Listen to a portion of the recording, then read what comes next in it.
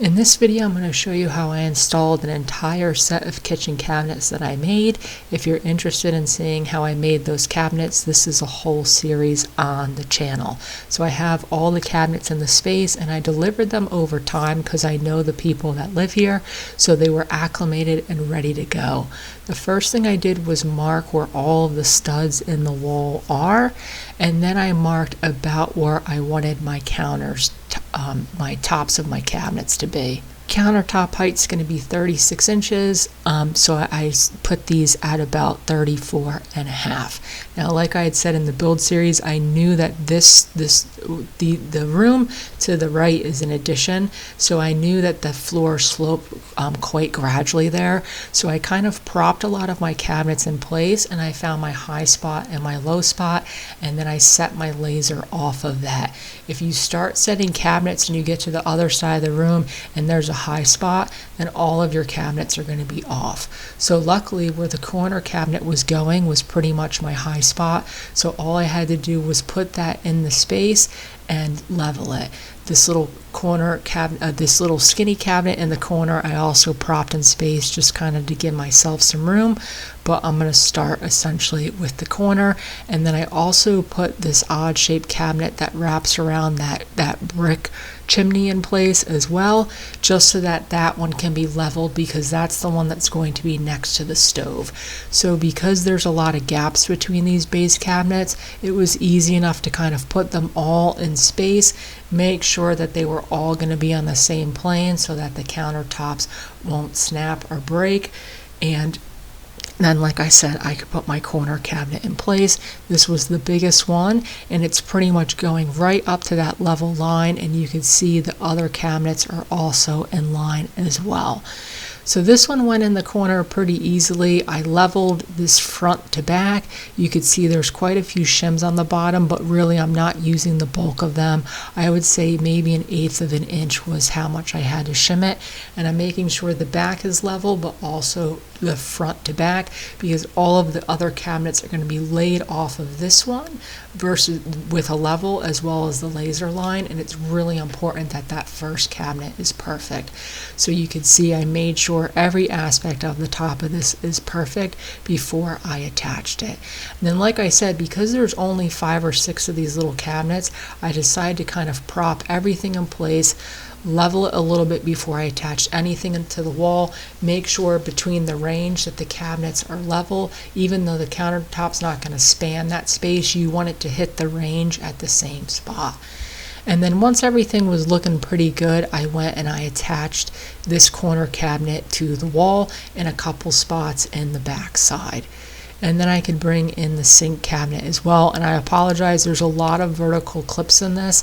I was getting a new phone around this time, and unlike the iPad I used to film on, the orientation doesn't flip easily from horizontal to vertical, so a lot of these clips, unbeknownst to me, turned out vertical.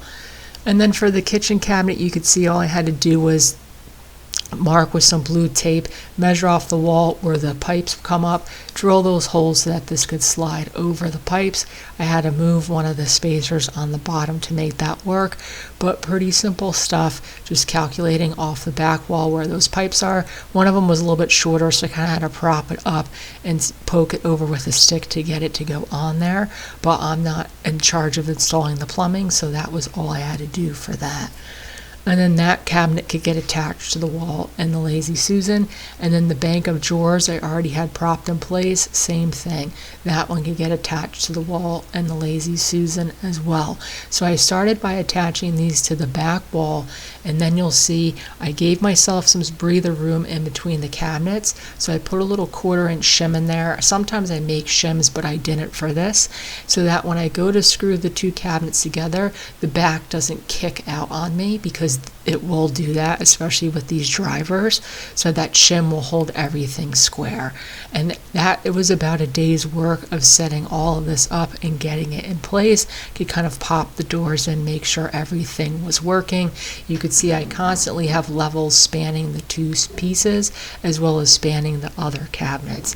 Then the next day I could start by the refrigerator, and like I said, I had to make a false wall to cover those pipes, and that bumped that cabinet forward.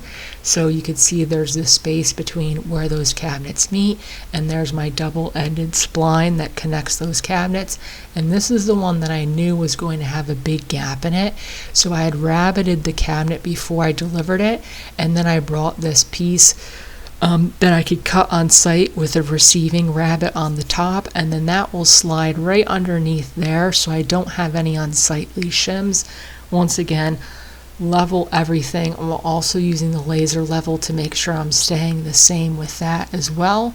And then you could kind of see how that piece looks. This was off by quite a bit. It was a little over an inch.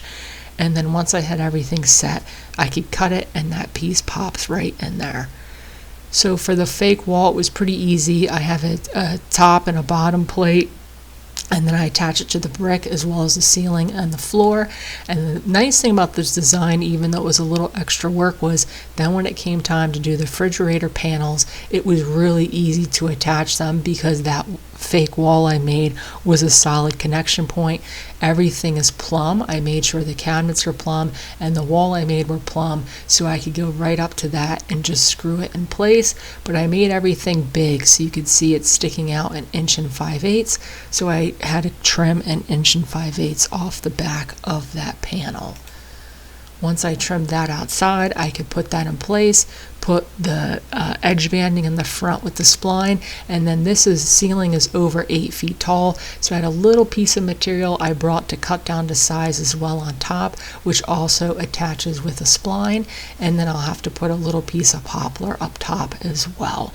And that is how I did started the sides of the refrigerator cabinet. And like I said, you saw it was all screwed in place. You could see the screws into the fake wall. And then because the fridge cabinet's going up there and the fridge is going in the space, I didn't worry about scribing this to the back wall or anything like that. It's not really necessary. And then the coffee nook cabinet could go in place. Once again, pretty simple because I have that false wall back there. I know exactly where the studs are. I had the holes pre-drilled. I could prop that in place and then just drill it right to that wall. And like I said, I made that wall, so I know it's perfectly plumb and square. So that was pretty simple. Make sure the doors still work. For the refrigerator cabinet, this cabinet's heavy, but the big problem with it was just that there's nowhere to hold it. The one downside of pre-finished ply is it's extremely slippery because it's pre-finished, and this was in the middle of the summer I was installing this. They had some window units, but it was hot in there, so everything was a little sticky and wet. But I just used a ladder with some spacers on top of it to get it in place. Once it was up there, I could clamp it right to that wall that's already in place because that is a solid connection at this point. And then I could come back down and shim that up so that it's level, and that is how I got the refrigerator cabinet in its location. So like I said, I could clamp everything together. That's what it looks like there. And then the refrigerator cabinet will once again get attached to the ceiling. You can see there's a space in the back wall, which was intentional, but it will attach to the ceiling in both these panels. And then I could cut and add the second fridge panel as well. And the blue tape is just because I have a floating spline on the front. That's how I attach the poplar face frame to those. So I could clamp all this stuff together, get it exactly where I want it, sink some screws into everything and hold it in place. And then you could see this was the concern about the fridge, that it wouldn't cover that outlet on the other side of the wall, which it doesn't. But I just put a cleat in the back to screw some screws into that panel so that this side is shored up as well. For the island, that was kind of a breeze because it's a free floating piece. So as you could see, some fresh tile was in the space. I didn't want to drill into that a ton. I did sink a couple anchors into it, but I relied a lot on some liquid nails to attach it to the tile. And you could see the back is the only spot that had to be shimmed. So I shimmed all of it, added the liquid nails, and then I could lower it knowing that everything was square, butt it up against the wall, and I could screw it into the wall. And like I said, I anchored it in a couple spots in the floor. For the first cabinet, it had to be scribed to the wall, so I had my handy 1/8 inch piece of aluminum bar. I could run that across the bottom because the gap was just about 1/8 of an inch, get my scribe line, and then I just planed that in the room as well, and then that butted right up against the wall. Now these were all pre-attached, so they're attached to the island base and they're attached to each other.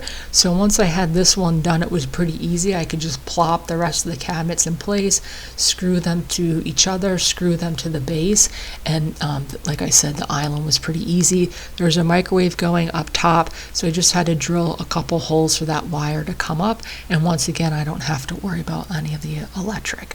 So that's how those panels set in place. It's a little bit easier to see the toe kick here than in my shop.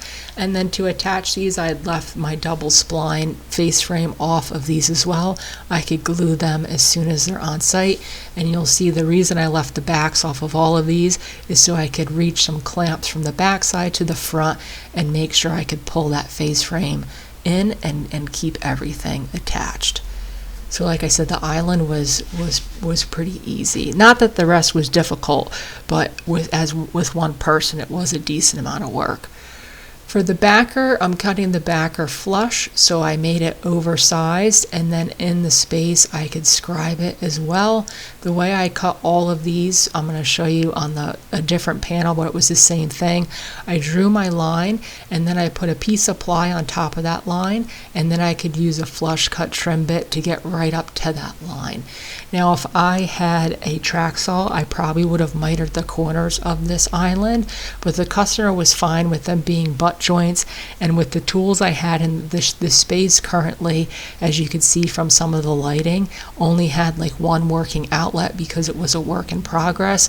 So there was no electric, no overhead lights, so I didn't have a ton of tools I could bring, and because the countertop overhangs on it, it wasn't worth it to worry about trying to get those mitered joints perfect in the corner, because it probably wouldn't have worked out. So that is how I'd handled that. Then on the top, I can mark where all of those vertical partitions are, because from the inside I over drilled some 1/4-inch holes, and then I could put some hardware in there into the island backer, and that's how I attach it to the cabinet, so that that oversized hole will allow all of those pieces to move if they have to. For the end panel, same thing. I could put it on, scribe that line, and then pop it in place and screw this one on from the inside as well. So like I said, you could see there's butt joints, and that's one of those things that either bothers you or it doesn't, and since it didn't bother the customer, I was fine with that. Now all of this stuff I ended up painting on site, so the cabinet, which I didn't film, got 2 coats of Osmo. The doors I took off and painted in their garage, and the face frames I used a roller to paint. But that was the first part of this project. I didn't film any of the painting. I apologize for that. There is some painting in the series if you want to see how I do that. But that is all the base cabinets. Then I went back to my shop and I made the uppers. There weren't a lot of uppers. There's also a video of that. I filmed that last week. By the time I came back, they had gotten the countertops in place, all the utilities in place. So not only were the uppers a little bit easier, but I had more electric and light to work with. So I started with my laser line, and what I did was I screwed some cleats directly onto the wall, exactly where I wanted my cabinets to hang. I put a 45 on the corner so that I by myself could lift that cabinet into place and attach it. So once again, I knew where my studs were. I pre-drilled holes in the back of the cabinets based on where those studs were, so that when I have them up here, I could drill right into at least one spot, and that will hold them in place. These I didn't worry about scribing, because as you can see, the trim is not on the windows yet, so the trim is going to cover most of this. The walls are also not painted yet, and there's also not a backsplash up, so all of that is going to cover the sides of these cabinets, which was also kind of nice. I didn't have to worry about that. Once the corner cabinet was in place, I could add the skinnier cabinet next to it. You can see the vertical line that's going across my back is actually the line where the stud is, so I could use that to drill that cabinet in place as well, and then attach them. And then I could take my cleat off the wall, transfer it to the other wall, and do the bigger cabinet. This was only these 3 cabinets for the uppers, because the other big space in the room is getting a vent hood, and then obviously the other uppers I had already done. So same thing, I could just prop this in place. These cleats worked really well, and the wall I'm working on now was a newer wall that they installed, so I really didn't have to scribe that one as well. Same process, propped it in place. You can see the screws up top for attaching to the studs, and then like I said, all of this stuff I painted beforehand so I could bring it right into the space, put everything in place. There's going to be little touch-ups here and there, but the bifold door went on, and this one I was a little bit worried about because I transferred it right from my shop to the space, and like I said, it was in the middle of the summer, so my shop's going to be very humid compared to someone's home, but they had no issues with the doors going forward from here. And then I've been back to do some little touch-ups and add some knobs and whatnot, so this is currently what it looks like. I think I'm making the range hood for this space, so that might be on the channel as well. I had to do some touch-ups on that one door, but this is basically what it looks like.